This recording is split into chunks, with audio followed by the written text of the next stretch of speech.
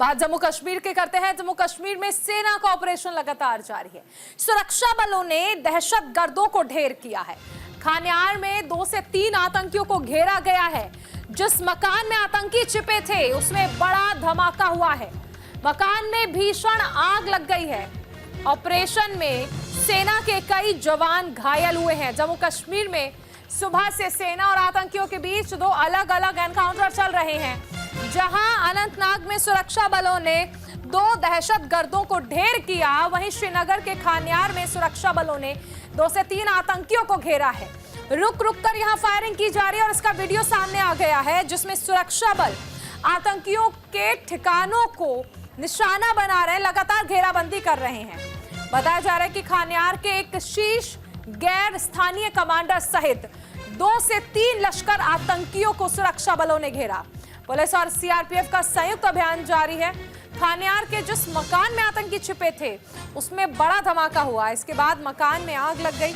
इलाके में भीषण धुएं के साथ आग और विकराल हो गई। ऑपरेशन में सेना के कई जवान घायल हुए हैं। इनमें 2 सीआरपीएफ और 2 पुलिस के जवान घायल हुए हैं, जिन्हें इलाज के लिए अस्पताल में भर्ती कराया गया है। तो कुल मिलाकर सवाल यह है कि आतंकियों का टारगेट कौन है।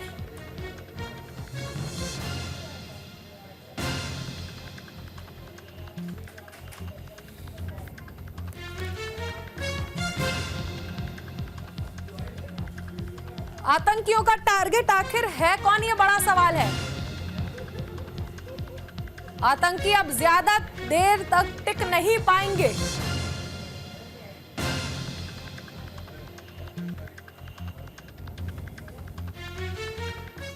एक्सेस का प्रश्न नहीं है। यह तो आप जानते हैं कि पहले कितनी आतंकवादी वारदातें होती थी।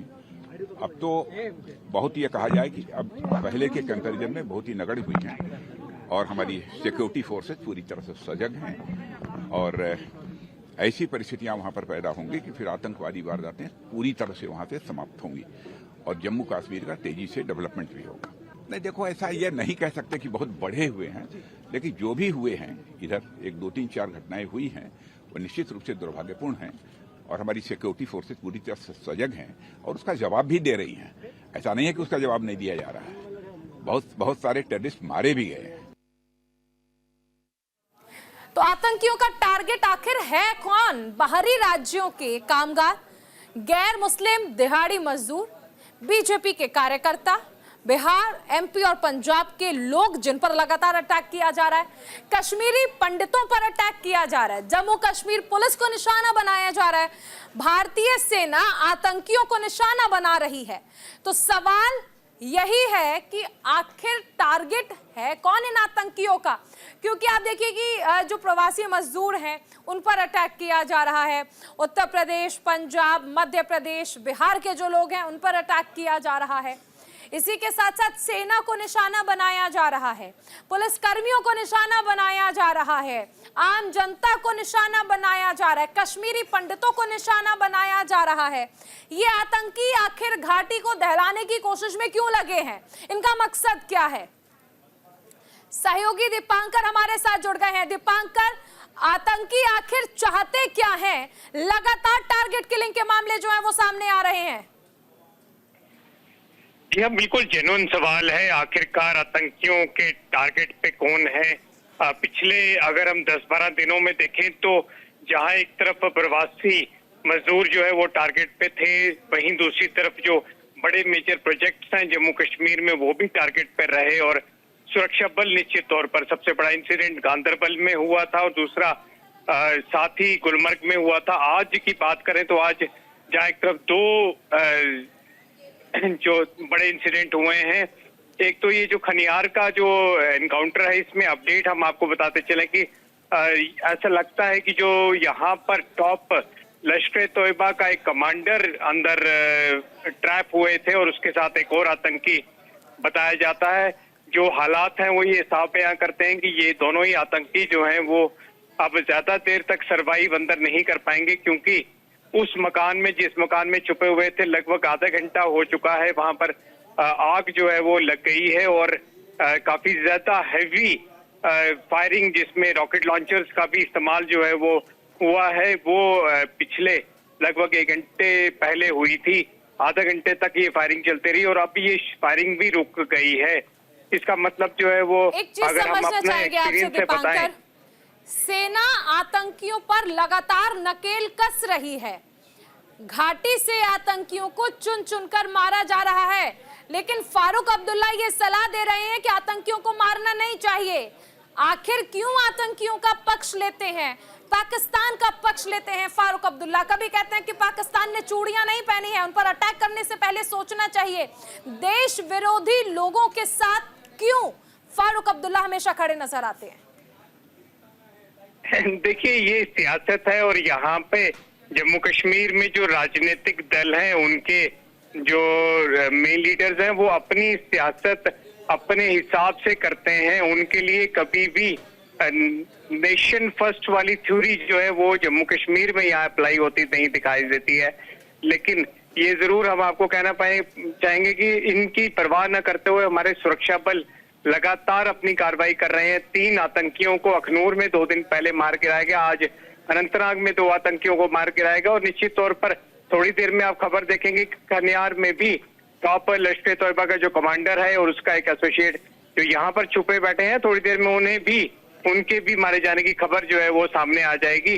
जहां तक फारूक अब्दुल्ला का सवाल है, फारूक अब्दुल्ला काफी पुराने और कहें कि जम्मू कश्मीर के एक सबसे बड़े नेता हैं, लेकिन उनके अक्सर बयानात जो हैं वो या तो पाकिस्तान को फेवर करते दिखाई पड़ते हैं या फिर वो सुरक्षा बलों पे कई बार सवाल खड़े उठाते हैं। अगर बात सियासत की होती है तो सियासत अपनी जगह है, देश अपनी जगह है। ऐसे बयान कि ये कह देना कि आतंकियों की हत्या नहीं होनी चाहिए, आतंकियों को मारना नहीं चाहिए, इसके बाद आप पाकिस्तान के फेवर में बोलते हैं कि पाकिस्तान ने चूड़ियां नहीं पहनी, अगर आप अटैक करेंगे तो वो भी अटैक करेगा। ये बयान दुश्मनों का हौसला बढ़ाने वाले होते हैं। सिर्फ राजनीति करने के लिए, सिर्फ सियासत करने के लिए ऐसे बयान क्यों दिए जा रहे हैं? क्योंकि ऐसे बयानों से पाकिस्तान का हौसला बढ़ेगा, आतंकियों का हौसला बढ़ेगा। निश्चित तौर पर यही मैं आपको बताने की कोशिश कर रहा था कि हम सबके दिमाग में ये चीज रहती है, nation first and then a journalist और देन अ पॉलिटिशियन। लेकिन यहाँ के जो हमारे सियासी नेता हैं, चाहे वो महबूबा मुफ्ती हैं, चाहे वो फारूक अब्दुल्ला हैं, उनके दिमाग में ये चीज नहीं रहती है। अक्सर वो उनके बयान इस तरह के होते हैं कि वो anti social, anti national elements को फेवर करते हैं। ठीक है दीपांकर, एक चीज और समझना चाहेंगे कि अब ये बयान तो आ गए हैं, लेकिन कहीं ना कहीं ये बयान जो है ये सेना का मनोबल भी तोड़ रहे हैं। सेना दिन रात लगी हुई है और ऐसे लोगों को चुन चुन कर मारा जा रहा है जो घाटी में आतंक का पर्याय बन रहे हैं। लेकिन फिर ये टारगेट करना कि देखिए आखिर क्या जांच एजेंसियां इसमें शामिल हैं, क्या वजह है? अब फिलहाल अगर हम अपडेट की बात कर लें, क्योंकि सियासत में बयानबाजियों की तो फुलझड़ियां चलती ही रहेंगी, त्योहार भी वैसा है, लेकिन फिलहाल सेना को लेकर क्या अपडेट है? अभी कितने और आतंकी छिपे हुए हैं, कितने और टारगेट हैं सेना के सामने? देखिए, सेना बहुत बड़े स्तर पर व्यापक coordinate search operation Jammu Kashmir में चलाई हुई है। सेना को कोई फर्क नहीं पड़ता, हमारे सुरक्षा बलों को कोई फर्क नहीं पड़ता कौन क्या बयानबाजी कर रहा है। इस समय जब हम बात कर रहे हैं तो 4-5 जगह पर पुंछ में कोऑर्डिनेट सर्च ऑपरेशन चल रहा है, बांदीपुरा में मिलिटेंट्स के खिलाफ कासो जो है वो चल रहा है। इसके अलावा 2 आतंकी मारे गए हैं अनंतनाग में, एक आतंकी वहां पे और फंसा हो सकता है, उसे भी मार गिराया जाएगा। खनियार में ये बड़ा ऑपरेशन सुबह से चल रहा है जो शहर के बीचों बीच है। यहाँ पे लश्कर तोयबा का एक बड़ा मिलिटेंट जो है वो मारा जाएगा, उसका एसोसिएट भी जो अंदर है वो भी मारा जाएगा। इस तरह से लगातार आप देखें सेना अपनी कार्रवाई करती रहती है, सुरक्षा बल अपनी कार्रवाई करते रहते, चाहे वो सीआरपीएफ हो, जम्मू कश्मीर पुलिस हो। और इस सब के बीच में फारूक अब्दुल्ला को क्या इस बात की ख्याल नहीं आया? मैं जरूर ये कहना चाहूंगा कि हमारे 4 जवान इसमें अभी तक क्रिटिकली इंजर्ड हुए हैं जी, उनका क्या हाल है, उनकी बारे में बिल्कुल। देखिए सेना का मनोबल कम नहीं होना चाहिए, नेताओं की सियासत तो चलती रहेगी। आप बने रहिए, आगे आपसे जानकारी लेंगे। जम्मू कश्मीर के बड़गांव जिले में फिर से निशाना बनाकर हमला किया गया है। टारगेट किलिंग के मकसद से असल हमला लगातार किया जा रहा है।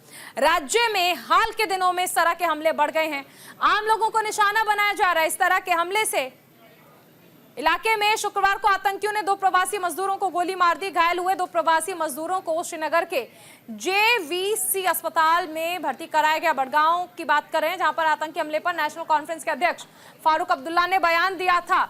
नेशनल कॉन्फ्रेंस के लीडर फारूक अब्दुल्ला ने कहा था कि इसकी जांच होनी चाहिए, ऐसा कैसे हुआ कि सरकार आई और यह सब कुछ हो रहा है। इसी के साथ साथ उन्होंने ये भी कहा कि मुझे संदेह है कि ये उन लोगों के द्वारा किया जा रहा है जो सरकार को अस्थिर करने की कोशिश कर रहे हैं। अगर वो पकड़े जाते हैं तो हमें पता चल जाएगा कि आखिर ये सब कुछ कौन कर रहा है। नहीं कह सकते कि बहुत बढ़े हुए हैं, लेकिन जो भी हुए हैं, इधर 1, 2, 3, 4 घटनाएं हुई हैं, वो निश्चित रूप से दुर्भाग्यपूर्ण हैं और हमारी सिक्योरिटी फोर्सेस पूरी तरह से सजग हैं और उसका जवाब भी दे रही हैं। ऐसा नहीं है कि उसका जवाब नहीं दिया जा रहा है। बहुत सारे टेररिस्ट मारे भी गए हैं। डिस्टेबलाइज करने की कोशिश कर रहे हैं, नहीं तो क्यों नहीं पहले हो रहा था, आज क्यों, क्या वजह है? इसकी इंडिपेंडेंट इंक्वायरी होनी चाहिए। ये सब एक क्राइसिस पैदा करने की कोशिश कर रहे हैं। अगर वो पकड़े गए ना जो ये कर रहे हैं, पता लगेगा कौन कर रहा है। मारना नहीं चाहिए उनको पकड़ना चाहिए और पकड़ के उनसे पूछना चाहिए कि कौन उनके पीछे है। वही रास्ता है। इस बात में ये कहूँगा कि इसमें तहकीकात होनी चाहिए, हो कैसे रहा है। इसके बजाय कि इनको मारें, इनको पकड़ना चाहिए और पकड़ के हमें मालूम करना चाहिए कौन इनके पीछे है। कोई ऐसी एजेंसी तो पीछे नहीं है जो उमर अब्दुल्ला को डिस्टेबलाइज करना चाहती है। सहयोगी दीपांकर हमारे साथ बने हुए हैं। दीपांकर, देखिए यहाँ पर फारूक अब्दुल्ला ये कह रहे हैं कि नई सरकार बनी है और इसे अस्थिर करने की कोशिश की जा रही है, लेकिन अब से पहले तो वो ये कहते थे कि आतंकी घटनाएं कम ही नहीं हुई हैं। फिर उन्हें ये क्यों लग रहा है कि उनकी सरकार को अस्थिर करने की कोशिश हो रही है? ये तो वही बात हुई कि मौका परस्त हो गए हैं पूरी तरह से। पहले कहते थे 370 जो हट गई उसे वापस लाएंगे। सरकार बनने के बाद उमर अब्दुल्ला ये कहते हैं कि उस पर तो काम ही नहीं हो सकता है, उसके बारे में तो बात ही नहीं हो सकती है। तो ये सियासत में आने से, सत्ता में आने से पहले और सत्ता में आने के बाद लगातार अब्दुल्ला परिवार बयान क्यों बदल रहा है?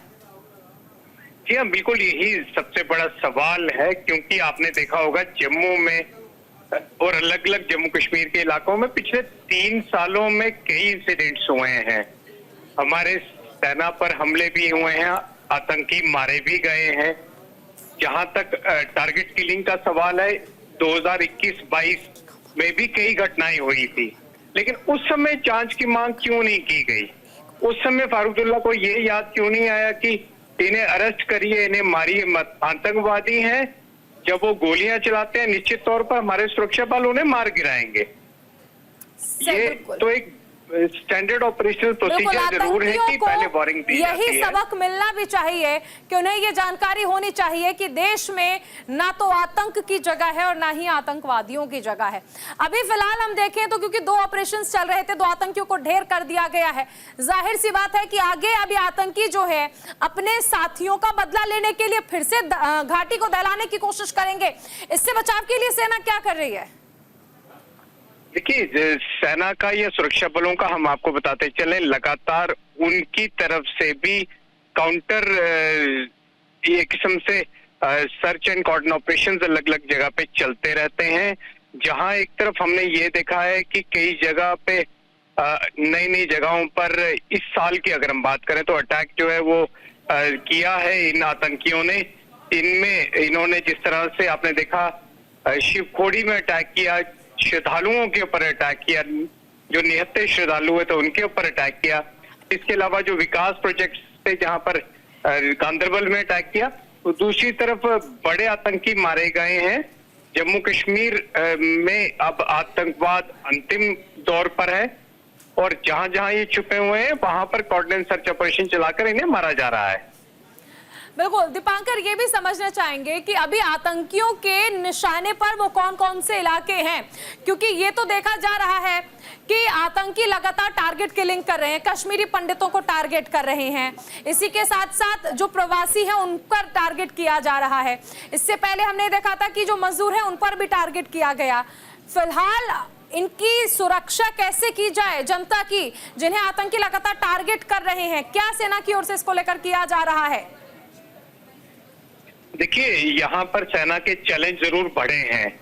जहां पहले आतंकी केवल सुरक्षा बलों पर हमला किया करते थे, अब विकास के जितने भी मेजर प्रोजेक्ट्स हैं उन पर टारगेट कर रहे हैं। इसके अलावा जो यहाँ पर बाहर से आए लेबरर्स हैं उन्हें टारगेट कर रहे हैं। हर जगह पर सुरक्षा प्रोवाइड करना लगभग नामुमकिन है, लेकिन निश्चित तौर पर जहां जहां वनरेबल जोन्स हैं, जहां जहां पे लगता है कोई इंफॉर्मेशन आती है, वहां पे बिल्कुल। चलिए, बहुत शुक्रिया इस तमाम जानकारी के लिए दीपांकर।